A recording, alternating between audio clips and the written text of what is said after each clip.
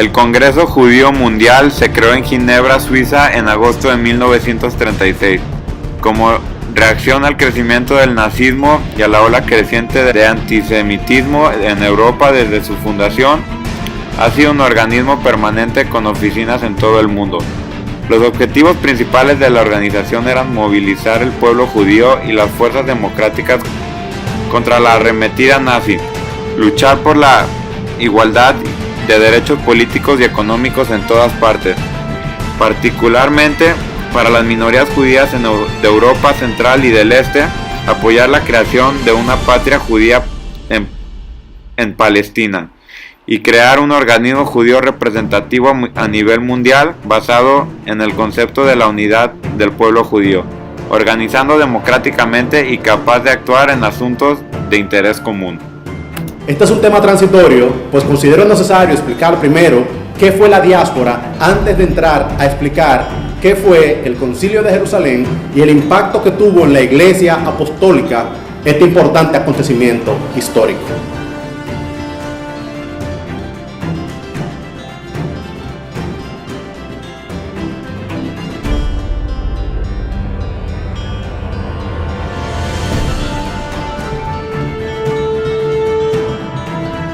La diáspora judía, o lo que es lo mismo, la dispersión, estaba compuesta por judíos que no vivían en la provincia de Judea o en Jerusalén, sino entre otros pueblos, pero mantenían con el pueblo del Señor una vinculación. Esta era una vinculación étnica, una vinculación religiosa o quizás hasta un vínculo emocional. Muy probablemente no hablaban la lengua de sus padres, sino otras lenguas, pero ellos mismos se consideraban aún judíos y parte del pueblo del Señor. Estos judíos de la diáspora tenían unas características que eran muy particulares. La primera de ellas es que eran mucho más liberales que los judíos que habitaban en la provincia de Judea, principalmente en la ciudad de Jerusalén. Aquellos que estaban en Jerusalén eran el núcleo duro, el núcleo fuerte, era el más fuerte ritualismo, eran las personas más celosas de las leyes y las tradiciones de sus padres. Sin embargo, los judíos que no vivían en la provincia, la diáspora, eran judíos mucho más liberales. También estos judíos de la diáspora tenían una afinidad con otros pueblos que no tenían los judíos de la provincia.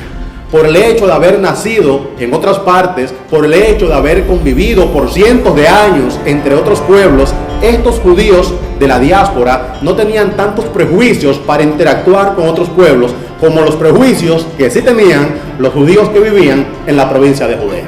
Otra característica de ellos es que eran judíos muy cultos. Muchos de ellos hablaban 2 y 3 idiomas.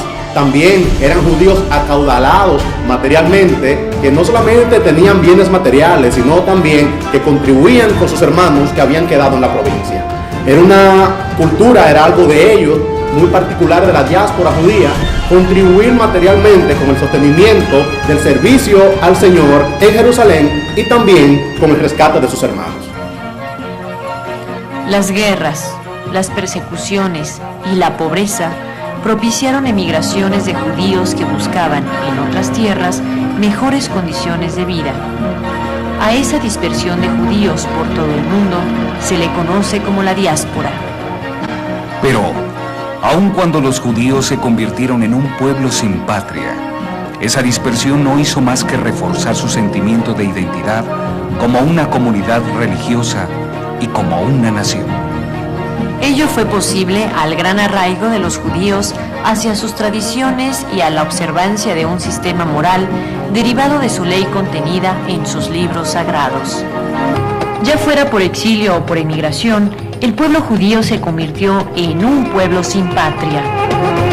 Pero a falta de un territorio, los judíos forjaron una patria espiritual.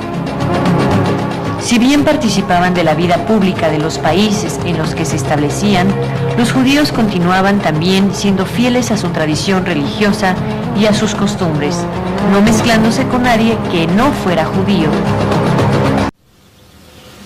14 de mayo de 1948, 16 horas en Tel Aviv. En un pequeño podio ante una asamblea convocada apresuradamente se encuentra un osado líder sionista leyendo un manifiesto que cambiaría el curso de la historia. Así nació el Estado de Israel. Primero, algunos antecedentes. Al final de la Primera Guerra Mundial, los aliados tomaron el control de Medio Oriente, incluyendo la tierra de Israel. La Liga de las Naciones reconoció la conexión histórica del pueblo judío con su tierra y le otorgaron a Gran Bretaña el mandato de ayudarlos a reconstruir un hogar nacional. Sin embargo, disturbios árabes y consideraciones geopolíticas llevaron a una serie de restricciones británicas sobre el desarrollo y la inmigración judíos.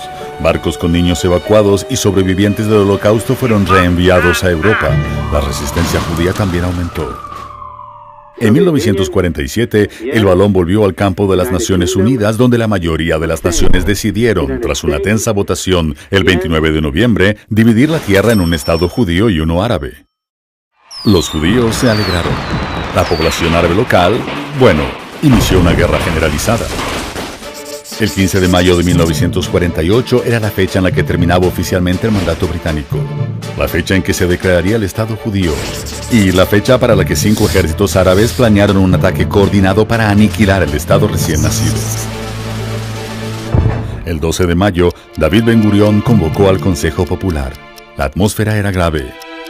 Moshe Sharet informó que los Estados Unidos exigían posponer la declaración, si no, no ayudarían a Israel contra una invasión árabe unida.